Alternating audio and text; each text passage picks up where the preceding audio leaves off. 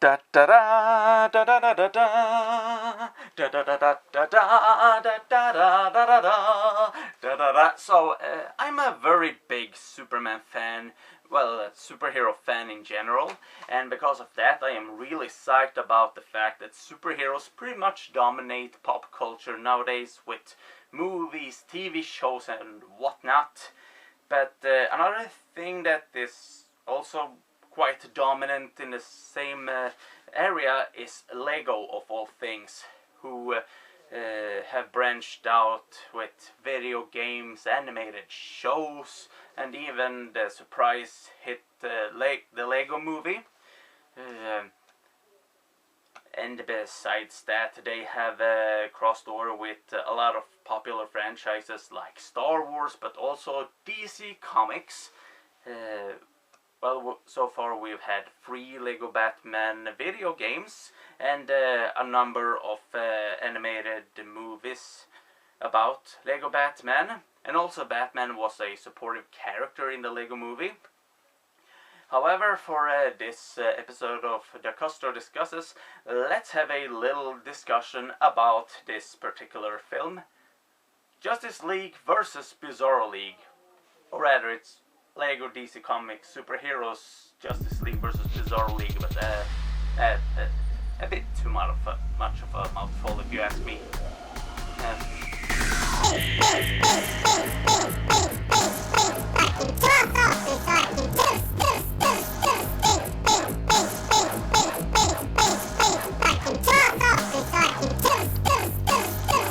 So I'm going to be honest here. I wasn't really planning on getting this movie.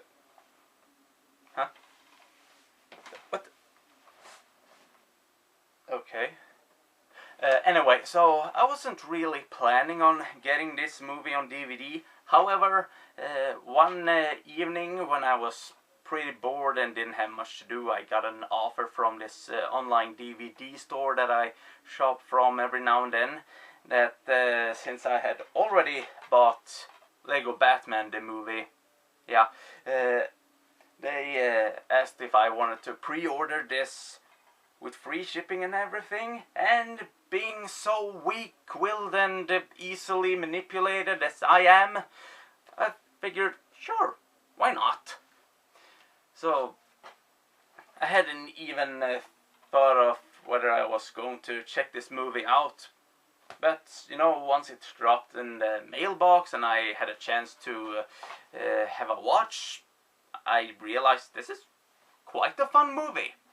Especially since it's circling around Superman's imperfect duplicate Bizarro and some other Bizarros that he has created on his own. About Bizarro, that's actually a character I have quite a soft spot for. Because, you know, he is kind of a grotesque, ugly thing, but that doesn't necessarily make him a bad person or creature, because even with his, you know, grotesqueness, he has the same will to help and do good as Superman. It's just that he keeps messing up. You know, I think that most of us have felt like him at least once in a while, like everything you do, say, or even think is completely wrong, and that is actually something that Bizarro has to live with every single day, even though he may not understand it himself. Like in this movie, it starts out with a bunch of kids playing at a playground in Metropolis, when Bizarro suddenly shows up and he sees this carousel that looks like an octopus spinning around with all these kids having a good time and laughing. But in Bizarro's twisted mind, that gets translated as the kids screaming for help as they are being attacked by this squid monster. It's very possible that he's also been watching some hentai and he's... Okay. I'm not going to use the H word ever again in this episode. Sorry. So, Bizarro naturally causes a disturbance, so Superman himself has to show up. People keep telling him that, hey, you really should do something about your twin or your brother, and he gets very uncomfortable about Bizarro being mistaken for his brother. So yeah, he decides to take Bizarro to this huge cube-shaped planet. In the Lego universe, you'd think that might be more of an ordinary thing, but oh well. So he lets him live on this cube-shaped Bizarro Earth, or Tri as it's called in the comic books, and he helps him build these fake citizens out of these blocks that, ironically enough, aren't perfectly cube-shaped but more slanted and crooked. So, and he even makes some fake buildings and a fake daily planet and so on before he takes off back to Earth. Jump 1 year ahead when the Justice League are fighting a whole bunch of supervillains, some of which I've noticed are also characters that have appeared in live-action DC Comics TV shows, like Penguin, who's on Fox's Gotham, and then there's Grodd and Captain Cold from who are on The Flash, and Deathstroke, who was a villain on Arrow. It could, of course, be a coincidence that they are appearing in this as well, but it's kind of a funny thing to know that these villains are not just in these very dark, more or less dark shows, but also in this kid-friendly thing. Also, kind of a missed opportunity, if you ask me, that we see the Green Arrow and the Flash as members of Justice League, but they are not voiced by Stephen Amell and Grant Gustin. Also, we have a Lego version of Plastic Man, which is a little odd since, you know, in this world everybody is made of plastic, so what makes Plastic Man so extra plasticky? Well, his stretching powers, I suppose, but okay, this is getting confusing. Most of the characters are these, well, silly, goofy versions of the regular DC Comics characters, even though they do have some of the same character traits. For example, Batman, not a main character for a change, but it's funny how they are still using some of these darker personality traits as evidenced in The Dark Knight Returns or Tower of Babel and so on, where Batman is really paranoid and a complete control freak, doesn't trust that many people, but yeah, so that means that he's very, very suspicious of Superman and thinks that he's going to snap, sort of like the Plutonian in a comic book Irredeemable. He thinks that he's being proven right when something that looks like Superman attacks Lex Luthor's tower, until they realize this is Bizarro. As Superman, Batman, and a few other Justice Leaguers rush to the tower, they bump into Bizarro, who has grabbed the same duplicator ray that created him, which he fires at the rest of the Justice League, creating the Bizarro League, Bat-Zorro, the world's worst detective. Wonder Woman gets Bizarra, who, as opposed to Wondy, is kind of ugly and clumsy, whereas Wonder Woman is very beautiful and elegant, so she's not that comfortable about this duplicate being her opposite. So she's kind of vain and obsessed with her looks. Personally, I think it would have been a little better if she had been very humble about herself, and Bizarro had been the vain one despite her ugliness, but oh well.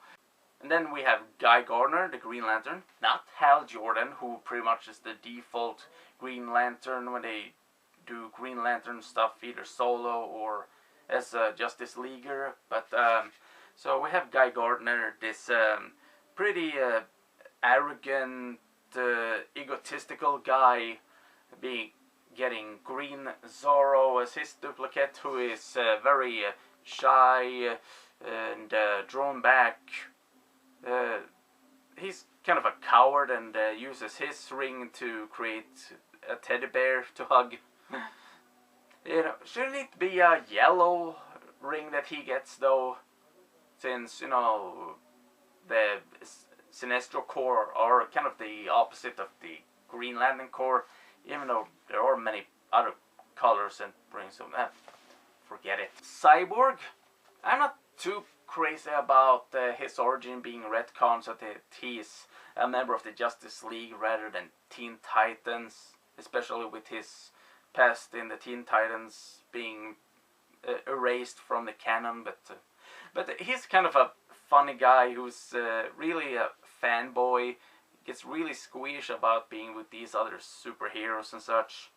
So he gets a Zorro, who is like a very old rusted wind-up toy. Kind of fitting since Lego is a type of toy after all. All of these guys are traveling to the Bizarro Earth on a Green Lantern tandem bike for 4 people, no less. So the Justice League, of course, want to know why in the heck they are getting these duplicates that suddenly take off without saying a thing. So it turns out that Bizarro needed some backup because Darkseid, ruler of Apocalypse, is attacking his planet to harvest the blocks that he has been using to build citizens. Quite a lot of them since he was dropped there by Superman. So when the Justice League arrive, Batman finds out that these blocks radiate this radiation or weirdation, as Cyborg so goofily insists that they will call it. So this not only is this very valuable for Darkseid because he wants it for a weapon to attack Earth, but it also takes out the Justice Leaguers' powers and technology, so they're pretty much in the same situation as normally a Bizarro would be. That they can't use their powers and weapons the way they want to, and they are suddenly the goofballs. Well, the Bizarro League is pretty goofy as well, you know. How, Green Zorro is too scared to fight against Darkseid.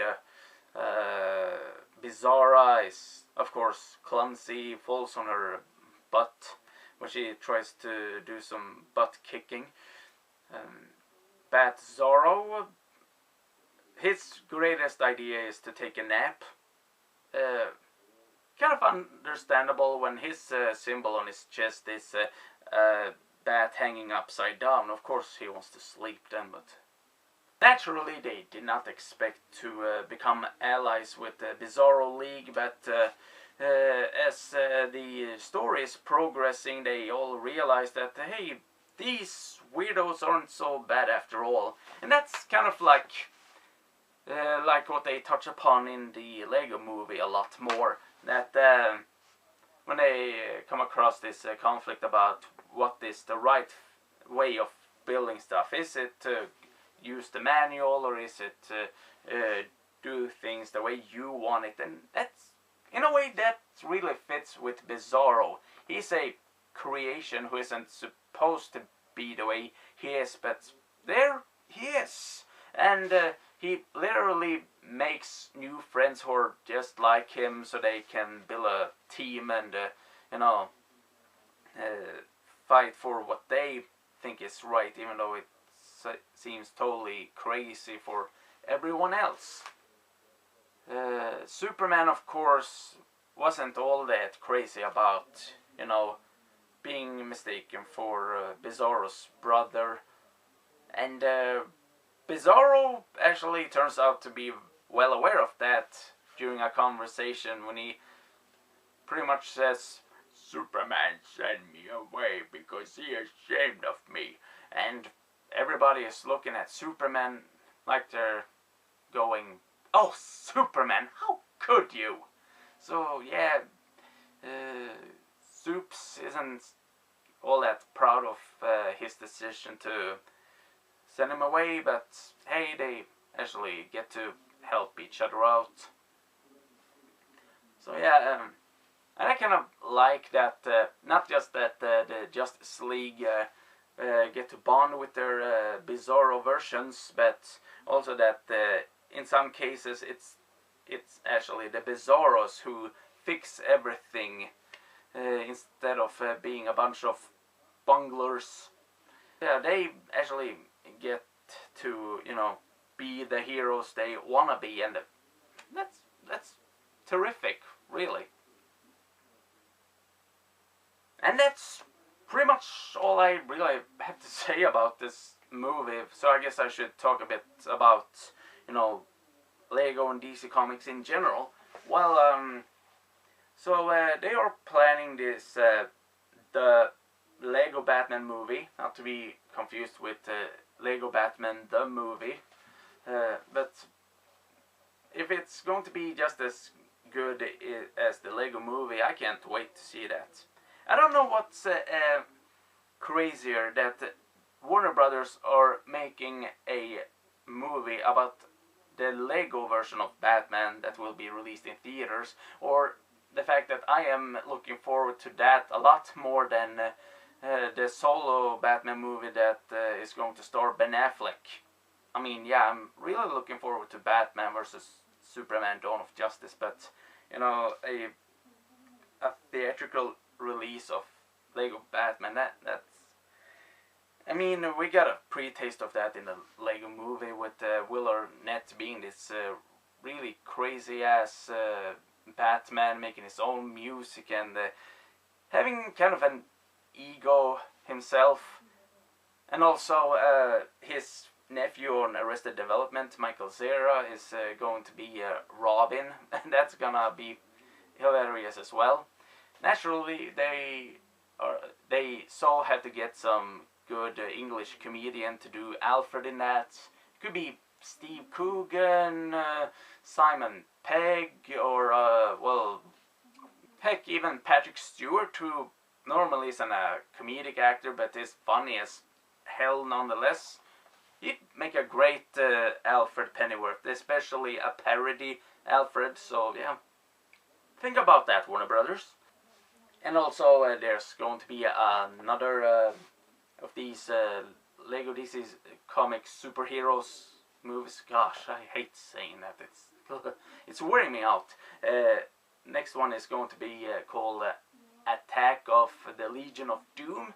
And, well, while it's kind of fun to see Justice League versus Legion of Doom, I hope they do a lot more than just having the heroes fighting the bad guys, you know. Shake it up a bit. Sort of like with JLA Adventures Trapped in Time. That was also the League versus the Legion of Doom, but there was also this time travel stuff and such. Gosh, I really wish I had a PS3 or a PS4 so I could play Lego Batman free. God. I would even like to get a Disney Infinity 2.0, but that's a completely different thing, of course. I suppose I could also comment on the length of this movie. It isn't really all that long, it's less than 50 minutes. But luckily the DVD also features the TV special Batman Beleaguered, which is sort of an origin story for the Lego Justice League. Except that, well, the continuity doesn't exactly match, because in Beleaguered, Cyborg is a founding member, as much as I really don't like the idea of that. But then in Justice League versus Bizarro League, Cyborg, along with Guy Gardner, is a rookie. So, yeah, that doesn't quite match up if you want these to fit together. Yes, I'm being so picky that I am demanding continuity in an animated Lego movie. That's how I roll. Yeah, I can't believe that I'm sitting here, a grown-ass man, talking about Lego animation and DVDs with these characters, but yep, that's the reality. And I'm not the least bit ashamed of it. Heck, I'm sitting here with this t-shirt with a worn-out Superman insignia, or whatever it is. So, yeah. That's the world we live in, people. Ciao.